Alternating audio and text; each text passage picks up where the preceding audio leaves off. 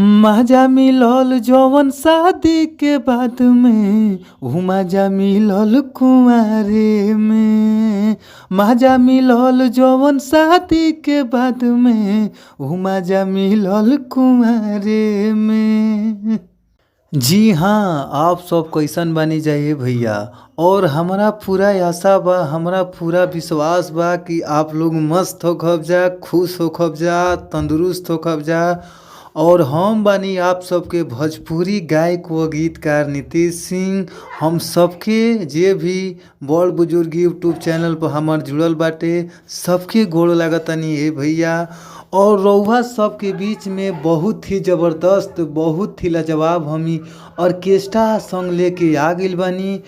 लगन special song बाटे और ये डुएट सॉन्ग बा जे कि लड़का लड़की की सॉन्ग गावे के बाटे। तो आप लोग अगर अच्छा मैटर खोजतानी, अच्छा मैटर रउआ सबके नइखे मिल पावत, तो अच्छा मैटर पावे खातिर हमारी यूट्यूब चैनल के सब्सक्राइब कर लीजा। जौना यूट्यूब चैनल के नाम बाटे भोजपुरी संगीत लिरिक्स। तो आप लोग हमार चैनल के सब्सक्राइब करके घंटी के बेल आइकन दबावल रउआ सब मत भुलाइब जाइए भैया। और आई जा रउआ सबके बीच में हम मुखड़ा सुनावतानी, आप लोग प्यार से सुनी जा, गौर से सुनी जा, दिलदार से सुनी जा। तो आई जा मुखड़ा के का भाव बा सुनी जा।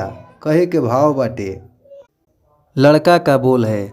उम्र 18 के पार भइल रानी, सेज के एज तोहार भइल रानी। उम्र 18 के पार भइल रानी, सेज के एज तोहार भइल रानी। तनी सोच तू अपना बारे में। तब लड़की बोलेगी, मजा मिलल जवन शादी के बाद में ऊ मजा मिलल कुंवारे में। मजा मिलल जवन शादी के बाद में ऊ मजा मिलल कुंवारे में। तो अगर ये सॉन्ग अच्छा लगता, आप लोग के मस्त लगता, सुंदर लगता, तो आप लोग हमारी स्क्रीन पर नंबर बा, आप लोग नंबर पर संपर्क करी जा। और हमारा नंबर कंटेंट भी याद कर लीजा, 98 350 77 203। एक बार और हमारा नंबर नोट कर लीजा, 98 350 77 203। तो आप लोग हमारी इ नंबर पर संपर्क करी जा, कॉल करी जा। और कॉल कैला के बाद आप लोग के कम से कम चार्ज में ये सॉन्ग दिहल जाई। तो फिर मिलल जी अगला वीडियो में। थैंक यू सो मच, धन्यवाद।